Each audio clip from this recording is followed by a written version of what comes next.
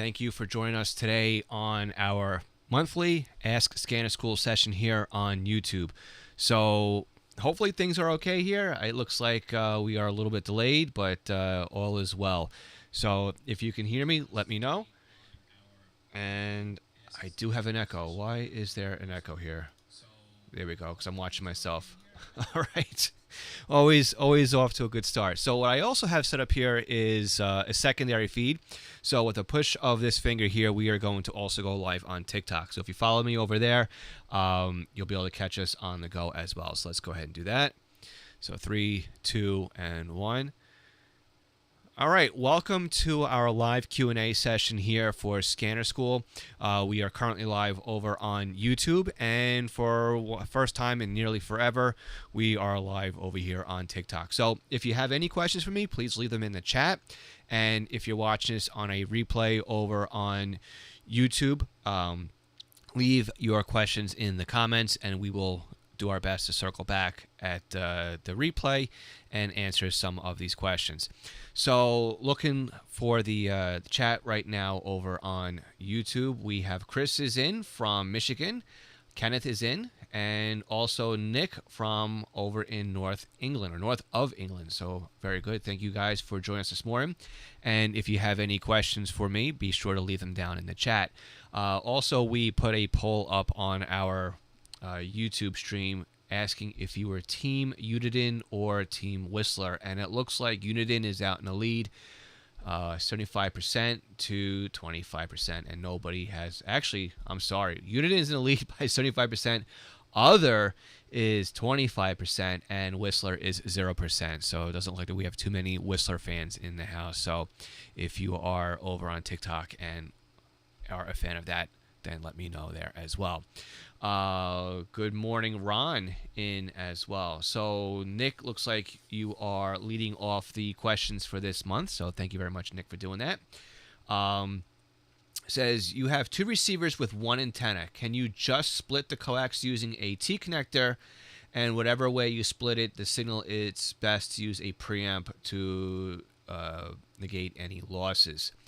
So, Nick, good question here. There's a right way to do it, there's an easy way to do it, and then there is everything else. So, is it good to use a T connector? I would say in a pinch to get you up and running, you would be able to use a T connector, but there's a lot of issues when using a T connector, and let's go ahead and break all that down. First of all, you are splitting signal, and you are changing the impedance of that coax network. So instead of being 50 ohms now, you're changing that as well.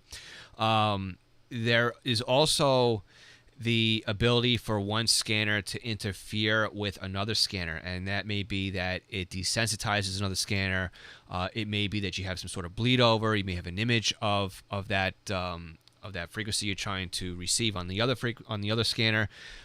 It could also be that you hear a ticking sound because you might hear the IF going through there. So it's not really the best way to do it, but it is a way of getting it done. The preferred method of doing it is with a multi-coupler. Now, I understand that multi-couplers could be out of reach for a lot of people. That's why it's easier just to go with a T connector that costs just a couple of pennies, under $1, and use that with another coax jumper. Now, I'm not going to say that it's not a method that I've practiced here in the past, because it's not the best way to do it. But in a pinch, yes, you can use a T connector, and I'm saying that because this is a hobby, right? This isn't professional grade stuff here. And if the solution works for you and it allows you to enjoy the hobby, then it's a good solution to get you going, right? So I'm not going to sit here and go, poo-poo on you for doing it that way. If it allows you to use the equipment you have and enjoy it, and then maybe come back in the future and mess around with it and try to improve on it, then by all means, go ahead and do something like that. With my SDR setup, I'm going to be flat out honest. I use Y connectors, which are basically just a fancy T connector. And that works well enough for me, because everything that I'm trying to pick up on those SDR receivers that are split method are all local things. And I am not seeing a degradation in my reception on those because I've vetted out that process for that setup. And I am happy enough with it that it works well enough. Okay, let's go that route with it. Now, when we use a multi-coupler, both passive and active, what are the benefits there? The benefits is that you have isolation between all the output ports, okay? When it's a passive device, you have loss in each port, right? Because the signal comes in and then it is split evenly outward. A very common everyday device that you might be familiar with this is a cable TV coax splitter, where you have the source comes in and then it splits out. And you'll see a label on that coax splitter that basically says that there's 3 dB, 6 dB, 9 dB, 12 dB of loss on that output port.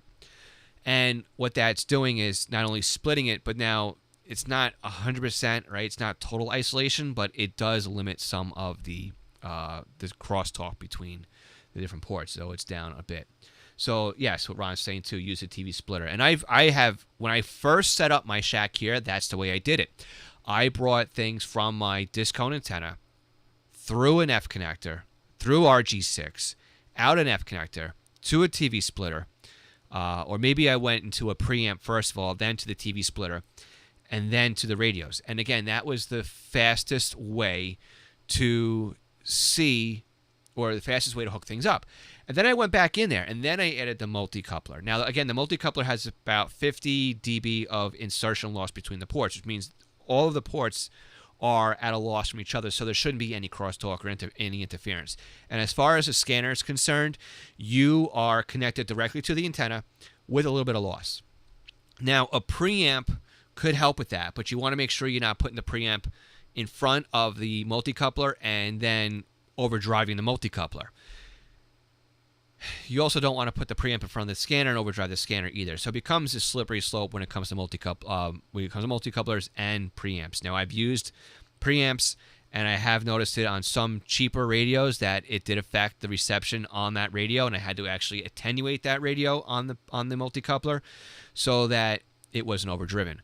An active multi-coupler will actually have a built-in preamp in there that'll overcome the losses that splitting that signal will introduce. So long story short here, Nick, is if it gets you up and running, T connector or cable TV connector, okay? If you're going to use a multi-coupler, I would recommend going with a active multi-coupler that has the preamp in there. Stridesburg is very well known in the industry, and they're a little bit of money, but they do the job. They do the job very, very well. And if you look at a video I'm about to post later this month over on our YouTube channel, it's about an hour long, but it goes through setting up the radios over here that are behind me. And we've mapped out how we're going to set them up, and then we hit a bunch of failures along the way. So it's very interesting to see how we go through things, and I do talk about using a T connector and then eventually going over to the multi-coupler to set this up. So that whole thought process is outlined in that video. So look for that. If you're not subscribed over to us on YouTube yet, that's a great place to go through there and see my thought process in setting it up. Now, I do have some more stuff arriving this weekend from Amazon to take the setup to the next level, and that'll be a part 2 on that video. So the idea with that longer video is to break it down into shorter videos and take you along for the ride as I set up the whole system behind me. All right. So Nick, great question. Thanks for kicking off this month's question. I'm going to slide over here on TikTok because I just saw a thing that comes up and says that I can look at my comments on here. I've never actually done this before, so I'm not really sure how I find the comments that are left here. Oh, there we go. Let's see what we have over here. Good morning, Phil. Okay, that's from Tommy. Tommy, good to see you. And thanks for everything you're doing here for the local radio network. I'm very itchy to use that PTT thumb and get on the new system. So I'm looking forward to doing that and being a part of that new system you guys are launching. So there's your comment right there. Yes, looking forward to that. Ryan is, again, we're moving over to TikTok really quickly just to kind of to spread out my my feedback to everybody who's asking questions. Ryan's saying scanners are an issue in your area. Every call we get, 20 people come to watch due to hearing on a scanner. Ryan, yeah, that's an issue, and that's a lot of the push that a lot of the agencies have for going encrypted. Unfortunately, we did have an issue here in my county where that same thing happened, and there was a crowd. Somebody yelled something, and there was a line of duty death as a result of it. So that was really the push to get my county pushed through encryption. So yes, but I think that's really just the nature of the beast too when it comes to social media. You used to have the spotters or the buffs that would go out, take photos, sell to Fire News and a local paper. But now with the live streaming and social media gratification, you see a lot more people that are out there to grab those shots as well. So yeah, so that does happen, unfortunately, and it's good for the hobby that a lot more people are aware of the fact that you can do that. But at the same time, too, there is that negative aspect to it, and yeah, I mean, as long as there's respect on both sides, I think that the two can go hand in hand. So, and yeah, if they're going to push safety boundaries, then that is definitely an issue. All right, so there's the questions that were over here on TikTok. So guys, thanks for watching and participating over on that one.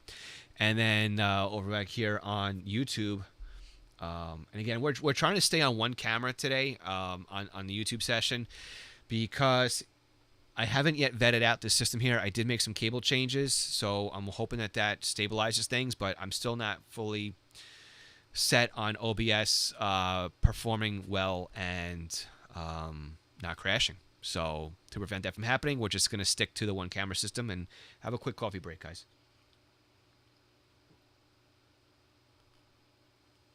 Okay.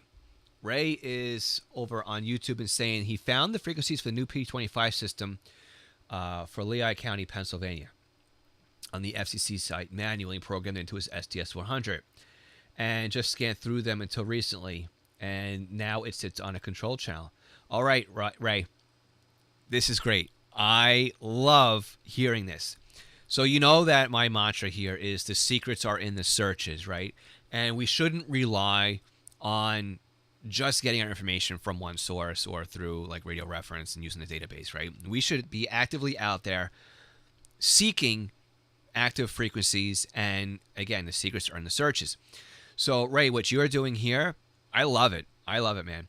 So you have all the frequencies programmed in that you grabbed off of the FCC website. You put them in, and now you have a control channel. And this is when the fun starts, right? So I would really like to push you into the next level here and start logging things. Hook your radio up to whatever software you have at your disposal, whether it be Butel or ARC. If you have a home patrol and you come on that control channel and use discovery mode, or even on one of your radio scanners here, if you have an SDR, take it to the next level with Trunk SDR or Unitrunker. Start logging talk groups, start logging radio IDs, start recording activity. What's going to happen here is, because this is a new system, you're going to get the radio tech talk groups. And then you're going to start getting some of the voice calibration, the brown fox jumps over the log, or Sally sells seashells by the seashore. See, I can't do it. I can do Rubber Baby Buggy Bumper, but I can't do any other ones. And you're going to start getting all of these analytical transmissions, right? And what they're doing is they're driving around and they're playing these audio files, and it's being received, and they're sampling the voice quality on the system, also the RF environment as well. And you're going to start discovering the radio text, and then from there you're going to start seeing some radios show up on some talk groups as they're enabling talk groups on the system. And then you'll get some patching in there, and then eventually you'll start to see some radios populating the system. So if this is going to be an encrypted talk group and say it's going to be for the police department, you'll be able to listen to the police department on their existing frequencies so they're not encrypted, and then mapping it over onto the trunk system. That's how I did our local system here. The PD were encrypted, but they left the UHF system up and running as they were patching things over. And then what they would bring in is they start to bring the fleet over. So you start mapping out the radio IDs. Now, again, the VHF or the UHF system was still up and running. So as you'd see activity on the P25 encrypted talk group, you would hear it on the unencrypted UHF repeater. And then you start to see the radio IDs show up on other talk groups. So you can start mapping out, okay, these are police talk groups. Eventually, you'd figure out these are admin talk groups, these are tactical talk groups. You'd see a radio plan somewhere where the channels were, so you can start really mapping things out. So you are at the very beginning of this system, Ray, and you are in for a lot of excitement. So it's going to be a lot of fun. Ray, let us know how you're making out with this, and I am excited for you. I remember they did it here for a couple of our systems, and it's definitely a lot of fun. Ron is also chiming in here too. TV wideband splitter. And again, yes, you have to make sure it's wideband, right? Some splitters may cut off too early, may cut off too late. Most of the TV splitters out there now will do from, say, 25 megahertz up to like 1.3 gig or something like that. Maybe even higher because they're for satellite, okay? Kevin's in. Kevin, good morning, Kevin. Ron, you've been in the hobby for over 50 years, and I know you have a lot of knowledge over those 50 years, and I've seen a lot of things, Ron, a lot of changes. Did you ever think when you started with this hobby 50 years ago that you would have a radio that would not only show you what system and what talk group you were monitoring to as an alpha tag, but the user that was keying up that radio, what their radio ID was, and the ability to tag them as well? So you kind of have caller ID on both sides of the network. I mean, it's amazing what we can do now with radios. Yeah, Ray. Okay, so I'm repeating myself. That was just my suggestion a few months ago. Well, it still holds true. I'm passionate about it, Ray. I really love all that.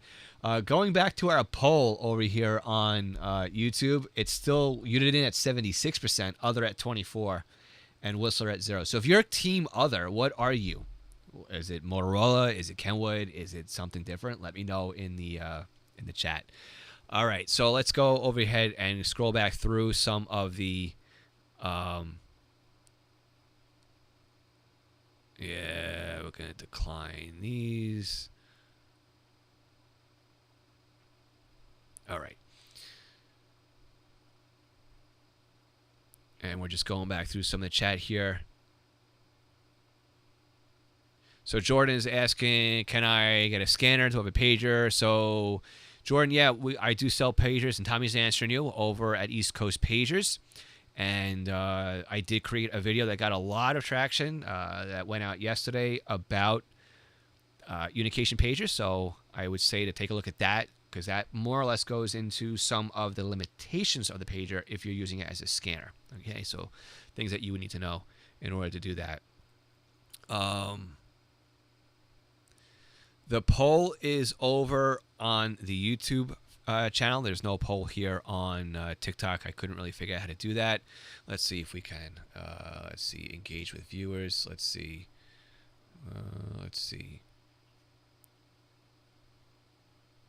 I don't know if I can create a poll here, but we will look to see if we can do that the next time around. Let's see. I don't see that. Let's see. Guess the draw lightning Q&A. Poll. Here it is. Quick poll. Nope. All right. We'll mess around with this in a little bit.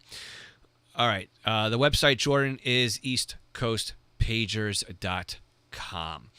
All right. Going back. Kevin, how long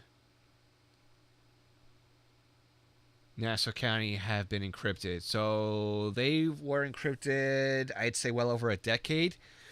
I don't have that specific answer for you, but I do know that it's been a long time. Nick is saying Whistler isn't faring too well. So, all right, let's go a little bit on Whistler here. So way back in the day, GRE made radios, and I saw here too. We had Team Radio Shack. So both GRE and Uniden had made scanners for Radio Shack, rebranded under the Pro name. Most of them were under the name were from GRE. And if you look at a lot of the GRE radios, they were Pro line or were Radio Shack scanners. GRE had to give up their assets. I don't know if they were forced out of their building, but there was some drama overseas, and they ended up selling their assets over to Whistler Group. Now, Whistler Group was already big with radar detectors that seemed to line up with Radio Shack. I mean, with Uniden, because Uniden has a radar detector, scanner radio, marine radio, two-way radio division. So Whistler had all that. The unfortunate thing is the only thing that Whistler really came out with under their own brand name was their TRX-1, TRX-2, right? Everything else was pretty much a carryover from the GRE days, just rebranded, and was basically flashed with their own firmware to keep it different. They did the same thing when it came to the Radio Shack line of scanners. So instead of having a Pro, say 106, it became a Pro 651 or whatever it was. Whistler then, I guess, for whatever reason, got too stale. Didn't want to move forward anymore. And then Goliad was established as an LLC here in the United States, and then they acquired the scanner radio assets, rights, that division of Whistler. Okay, so this is still a fairly new division or a fairly new company, right? So I don't know what Goliad's end game here. Are they just going to continue to milk the current assets of Whistler, keep selling the TRX line, keep manufacturing the current set of radios, and then never move forward? I do know that Whistler attempted to build a TRX 100 and a TRX 200 to compete with the SDS 100, SDS 200. At least that's what the naming was at that time. They apparently had issues with Simulcast, so that radio was basically dead. I am really hopeful that we see something from Goliad under the Whistler branding, because it'd be nice to have another radio. And I said it yesterday, I'll say it again, my wallet will be open if Goliad, aka Whistler, comes out with something, because I want to be able to support them. So we will we'll review whatever they come up with here too. So that's the status here. So we'll see what happens, Nick. We will definitely see what happens. So we will take it as it goes. Hopefully we see something from them. The first programmable scanner that Ron had was a Tenelec MCP1. Yeah, I've never owned one of those, but I've heard a lot about it. This here, you know what? I'm sitting here and let's see if I can enable some light here. Let's see if this works. There's some light. There's some more light. Okay. This here was my first scanner that I owned that was given to me. Not the first scanner I've ever used, but the one that was given to me. I'm going to do camera 1, camera 2 here. This is a Fan and Slim Scan. It's a 6-channel? Yeah, 6-channel crystal-controlled scanner. Over here for you TikTok people. And, again, crystals. If you guys have never seen crystals, could you imagine? This is my stunt double. Can you imagine having to buy a scanner radio, and then in order to use it, you would have to buy the crystals to put in here in order to receive anything? So it's one of these deals that, yes, it it costs money for the hardware, and then it costs money to receive anything. Kind of sounds like today where you get a scanner radio and then you got to pay for the DMR upgrade, right? But I'm just trying to get one out of here. This is what a crystal looks like. I don't know how well that's coming up. There we go. You see how tiny they are? But it's a plug-and-play device, basically. On the crystal is the frequency stamped on it, and also the IF. This is what it looks like to you TikTok guys. And the IF, or the intermediary frequency, I forget what the IF stands for, something frequency. But what actually ends up happening here is the same way that radios work today, right? You have an IF in the scanner. In fact, we have multiple IFs in today's scanners, which is where you get your triple. God, I'm having such a brain fart now this morning. The frequency is sampled 3 times. So in these radios here, right, the IF would be 10.7 or 10.8. And it matters because you can't put a crystal in here that's a 10.8 if it's a 10.7 IF. Well, you can, but the frequency is going to be off. So what happens is that crystal is off frequency by 10.7 or 10.8. So you're actually receiving lower than that. And then that gets mixed in with the IF. And the final output frequency is the frequency that you intended to receive, which is why on some of the more modern scanners, you have an XIF button that changes the IF. Intermediate frequency. Thank you, Nick. You could tell I didn't have breakfast yet, and I'm only living off of caffeine. So it mixes with it, right? And when you have the triple, oh God, what is it? Triple heterodyne? Is that what it is? I can't think now. It's sampled over multiple frequencies, right? To make sure that you're not getting something in that you shouldn't be getting, because it's sampled 3 times before it then gets to the final stage and comes out your speaker. So if you put in a 10.8 IF crystal into a 10.7 IF receiver, your frequency is going to be off from what's actually stamped on there. But if you can do the frequency math in your head and buy the incorrect crystal, it'll get you the correct frequency. So anyway, long story short, crystals weren't cheap back in the day. So if you had to buy 6 crystals for a new scanner, that increased your price to get into the radio. And then what ended up happening is, you'd have to shell out some more money. So we talked about the video that we released today is scanning too much money. And you look at what, say, the Pro 2006 would cost in today's dollars, it was nearly $1,000. Well, could you imagine spending that on a scanner and then having to buy crystals on top of it, right? So it is definitely a little bit more money there when it comes to that. Going back to the chat over here on YouTube. So let's see.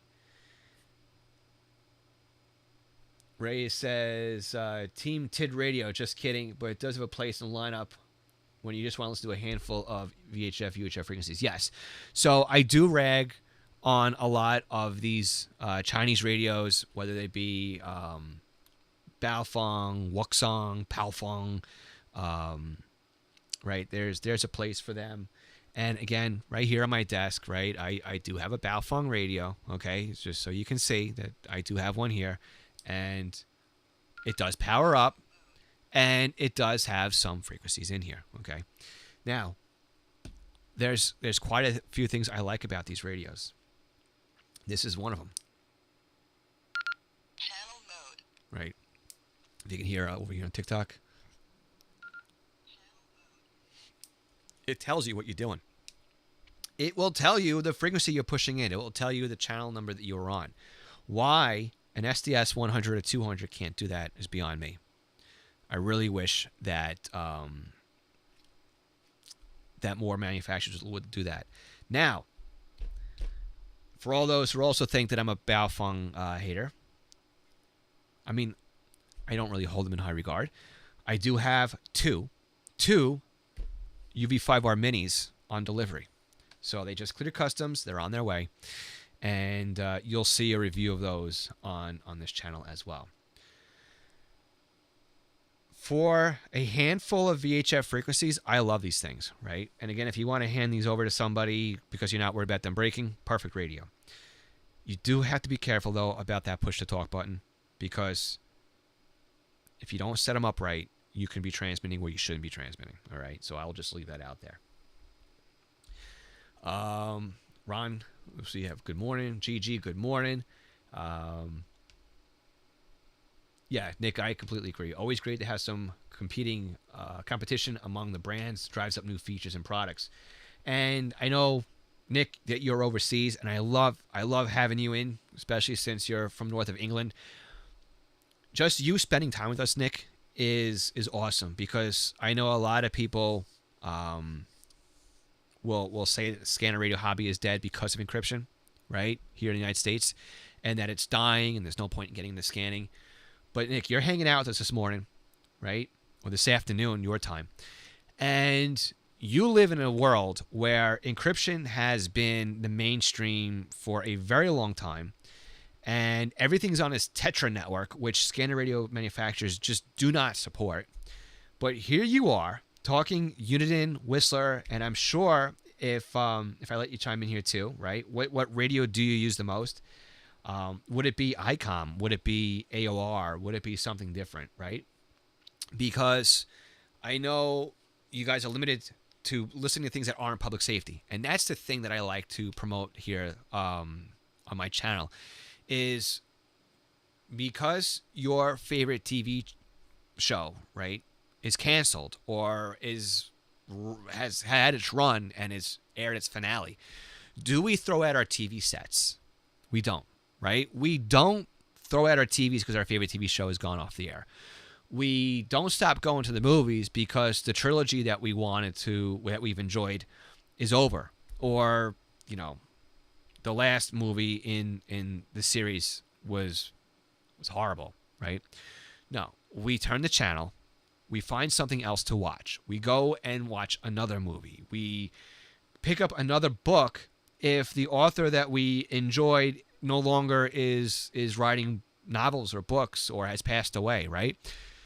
There are other things out there to watch and to enjoy that continues to keep us in the hobby that we like, right? So whether it be watching TV, going to the movies, reading books, right? We turn the channel. We pick up the next chapter. We go see the next movie. The same needs to hold true with the scanner radio hobby. I understand most of us got involved with the hobby to listen to the fire department and the police department. And if they happen to go encrypted, you have my sympathy, because my local police department have been encrypted for well over a decade now. Okay. But I still have the ability to listen to other agencies, right? And that's what it comes down to, right? We have to find other things to listen to enjoy the scanner radio hobby. I get it. PD, no more. But that doesn't mean that the hobby's dead. It doesn't mean that there's nothing left. It just means that your favorite thing to listen to, you can't listen to anymore. Find something else out there that tickles your fancy, right? This is an opportunity to say, okay, well, I never thought about listening to XYZ. Maybe they're just as interesting. And I've done that. And I have found other things to love to monitor besides police. That might mean listening to neighboring counties' police departments to fill the void. Now, of course, NYPD is to my west, and they are also going encrypt. That leaves the PD to my east. Things happen. So it may not be what's happening on my street or in my neighborhood, but it still allows me to listen to something. Now, again, Nick, where you are, right? Everything. There's no alternative when it comes to fire or police or public safety, because they're all encrypted. But as you're pointing out here, Nick, lots of DMR, right? Lots of airband, marine, ham radio, PMR 466, which is different than DMR, and we're going to talk about that coming up on a future short. And you have plenty of radios here too, right? You have the UBC 125 XLT, the UBC 260 DN, right? A Upatero MVT 7100. Love the UP, by the way. And you have a couple of Yaesus, a Yaesu FT710 and a Xiegu. I can never figure out a Xiegu for HF. So there's alternatives, and there's still ways to enjoy the hobby. I'm looking behind me here. because I want to pull something off the handheld shelf.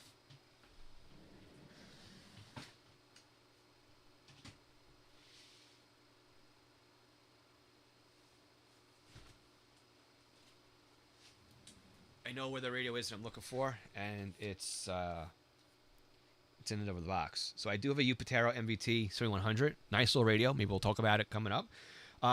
This is a failure, though, on my part. It was an MVT 3200.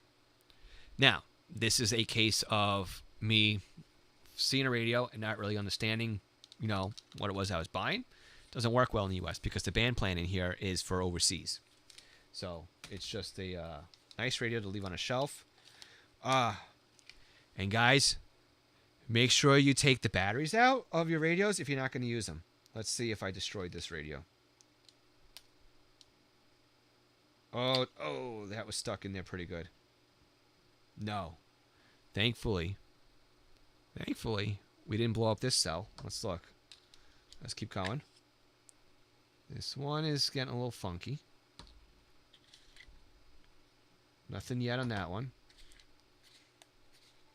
Well, the bottom one's really stuck in here, so we can persuade it to come out.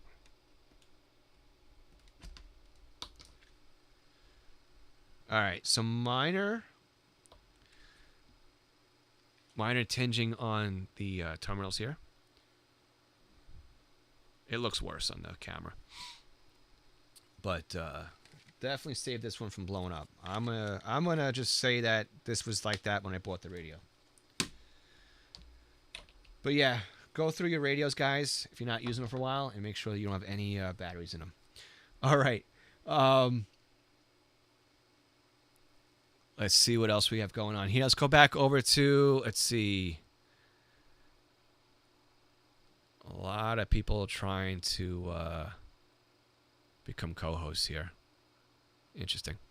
All right. Let's see if I can just look at my studio center on here. Home.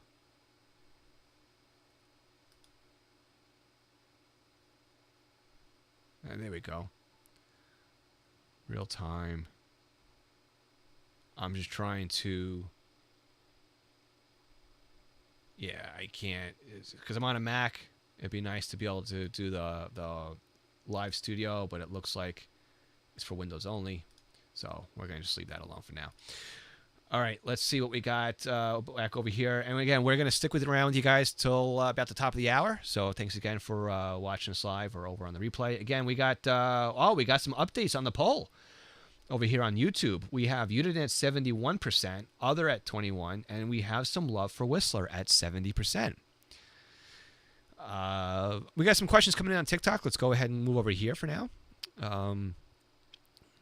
Chadwick is saying he loves the SDS 200. It's a great radio. Yes. Awesome radio. I love the fact that it's got Wi-Fi built into it so I can stream it to any computer without having to plug in any extra cables on there.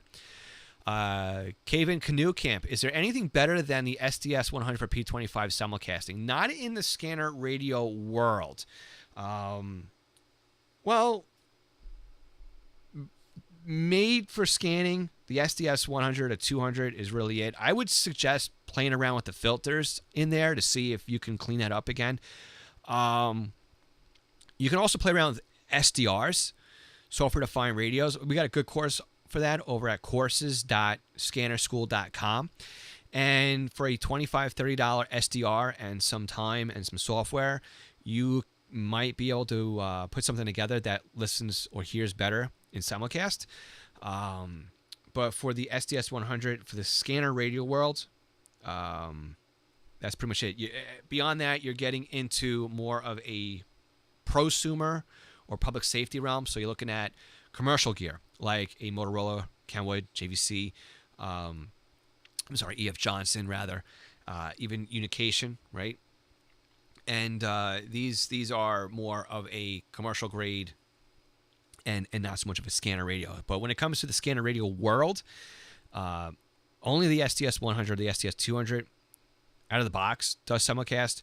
With a SDR, you can get into a lot more, and we're going to talk about SDRs in a little bit. Not today, but if you subscribe to the channel, we'll get more into software-defined radios on there.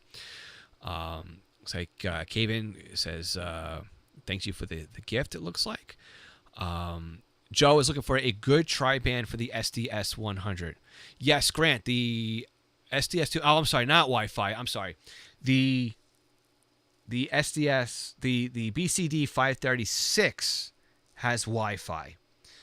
The SDS 200 has Ethernet on it, but you can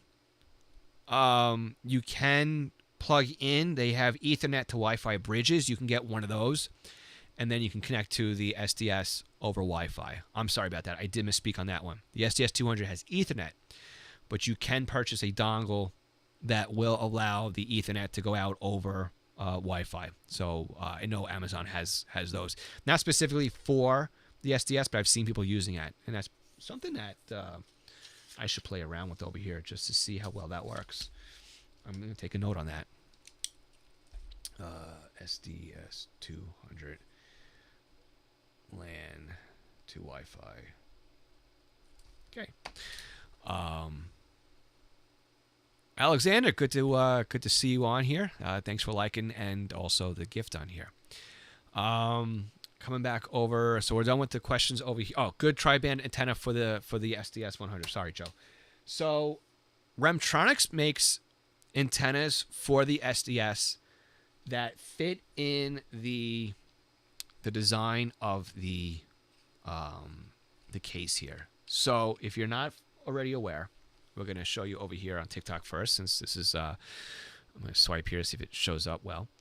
But you can see how the top of the SDS comes up and comes proud, right? I know it's a little bit out of focus, but you don't get all of the threads for the SMA connector. It's recessed in. You can see it better on this angle here. I know it's out of focus, but you can see it better here.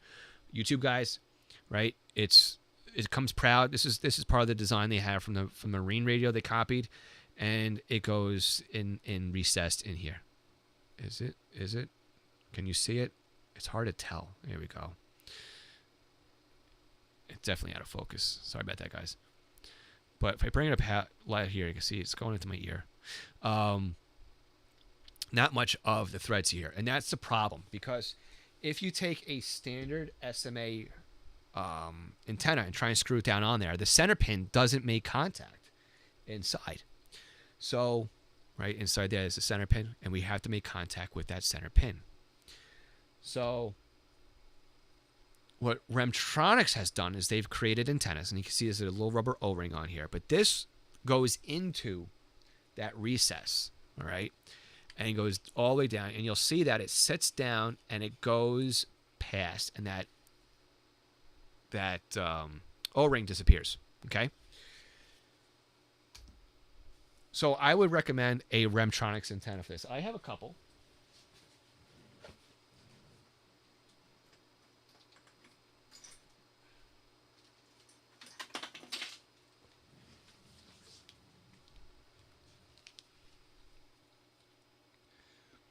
So this is in the bag still is the Remtronics 920S. I didn't even open this one up yet. It does say multi-band. I am at a loss as to what bands this one covers. I think it's, let's look it up here really quickly. Or if you know, put it in the chat.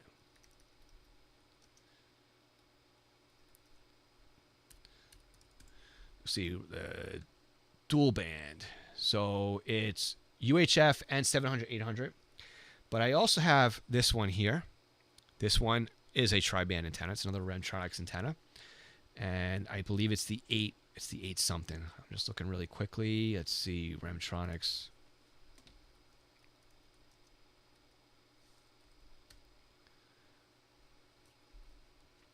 Multiband. So it looks like this one would be an 842.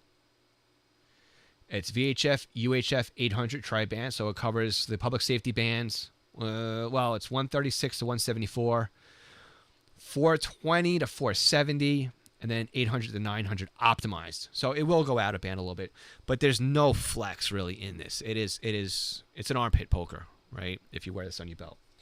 So just to give you an idea, this is the Remtronics antenna, the 700, 800, which I like. And if we stick this one on, quite a bit of difference, right? And really not much flexibility here. So that's the tri-band antenna. I haven't really played around with it too much yet, to be honest with you, to see how it works. And that's part of what I was going to talk about on some shorts this week is, do you even need an extra antenna? Do you need a new antenna? Because if the signal that you're trying to receive is good enough, right, and you're getting 100% of the signal, then you really don't really need to upgrade your antenna, right? The factory antenna that comes with your radio is pretty much bad on all bands. It's super wide, so it doesn't really have a sweet spot. These antennas by Remtronics, they do have sweet spots, so they will work better in certain bands. But that also means it will work worse in others. So you can't bring in 120% of your signal, right? So if you already have a good decode on what it is you want to listen to, then yeah, then you're okay with what you have. But that's part of the fun of the hobby, right? Is to experiment and to change things around that you can. And the first thing I do is I always swap out an antenna because I don't like the factory antennas because they're too stiff and they're too rigid for me. So I will typically get a aftermarket antenna. I prefer diamond, but on my SDS series, I go with the Remtronics because they fit in that hole. Now, there are ways around Remtronics antennas. One of them is, and I bought this years and years ago. I don't know if you can still find them, but this adapter here fits into the SMA connector on my SDS, sits fully in here, sits flush, and now it allows me to take a BNC antenna, which I do not have handy.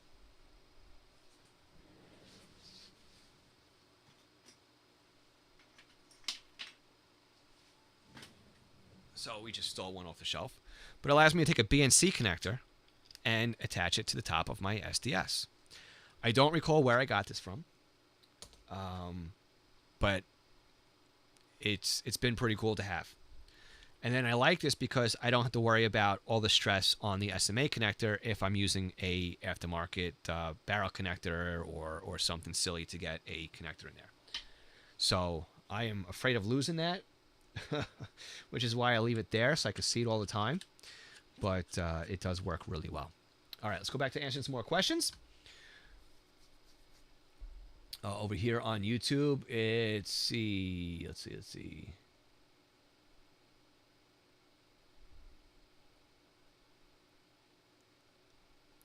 So Ron's saying listen to a scanner app on a cell phone, listen to unencrypted systems in other areas. Yeah, you can do that too. And in fact, Ron, what one of our Patreon supporters was showing us this past week is he has a internet radio that he just bought. And C. Crane makes one. And, oh, what did I do with my cheat sheet? Kenneth, if you're watching, if you can put that in the chat, that would be awesome. But he just bought a radio that has Wi-Fi in it, and it can listen to live scanner streams if you put the URL in there. So he was listening to my local county here from Virginia on his Wi-Fi radio, and I mean, I guess if you close your eyes, you can pretend it was a scanner radio, but it's still pretty cool that he was able to do that. So it is Wi-Fi radio. And again, I forget the brand. I wrote it down, and I don't have the piece of paper handy here. I moved it, and once I move it, it becomes out of sight, and I can't find anything.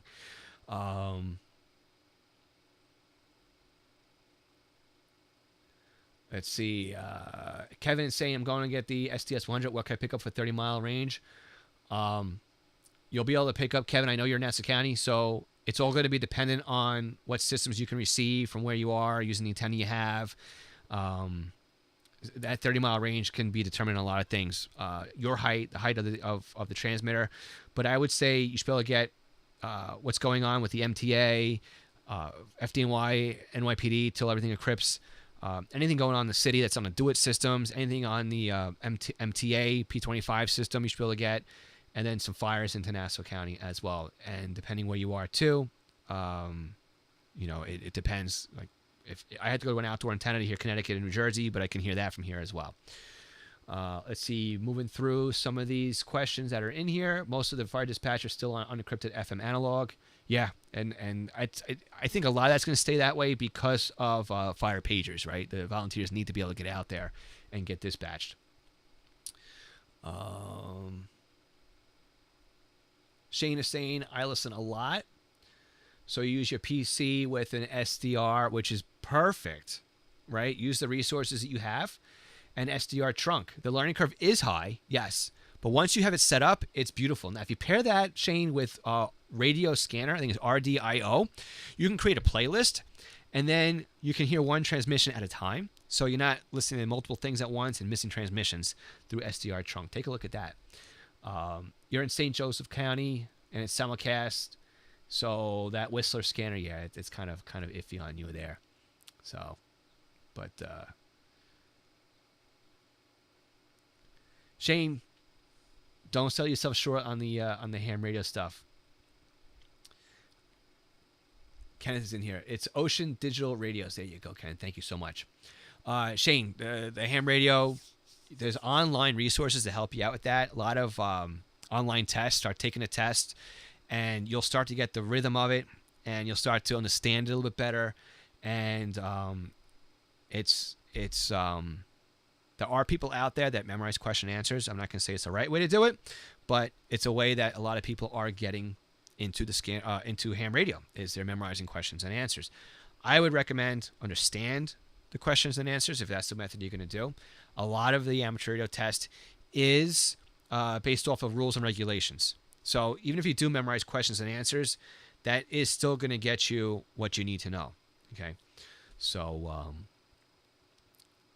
give it a shot, Shane. And then again, GMRS is great too. You just fill out the form on the FCC website, send them your payment, and then you get your license. So that's perfect. All right, and Kenneth, again, thanks for filling out that and getting the answer to that one. Coming back over to the questions.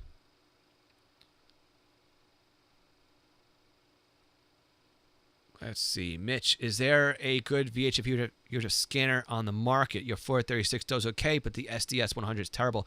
I'm sorry, Micaiah. So Micaiah, yeah. So a lot of the SDS has to do with the filters are set up in there. I would definitely recommend playing around with the filters. Filters is something that's very location specific. So I can't recommend what filter to use. It's going to be determined on where you are and what it is you're trying to monitor. So just play around with the filters and see if you can clean that up again. The 436 is a great VHF UHF radio, and it depends too on what it is you need to monitor. Do you need P25? Do you need DMR? Do you need just analog? For the money, the BC 125 AT is a phenomenal radio. It's entry level, conventional only, but it does alpha tags, and it does PL and DPL codes. So that is a great VHF UHF radio. If you need to go up from there, the BCD 325P2, even the BCD 160DN, if you don't need P25, but you need DMR. Kevin, yes, the SDS 100 does do radio IDs. And then it's going to depend, Micaiah, on a lot of what it is that you want to or have to listen to. James is saying you've got the Pro 106 scanner. Great scanner. I've got one of those right here on the shelf behind me, and it was a workhorse for me for quite a long time. And in fact, I even bought the Whistler version of it just as an upgrade. And when I say an upgrade, it really was no upgrade on there. It's just, their flavor of it. Joe, so you think the SDS comes with that as an adapter like that? So yeah, it's kind of like that. Though I think it's SMA, and then it does BNC. But I don't think it has the collar. I have to take another look at it. For some reason, I remember not being too happy about the included adapter that they had. Coffee's getting cold. All right. And then Chris is saying you have the Minute 6 and you want the indication. And yeah, Unication is a great pager. It's again, I am a dealer for it. There are limitations of what you can do with the scanner. It is complicated to program, more complicated than an emitter, because emitter is strictly receive this channel on these tones, and this is the feature. There's a lot more involved with a Unication device.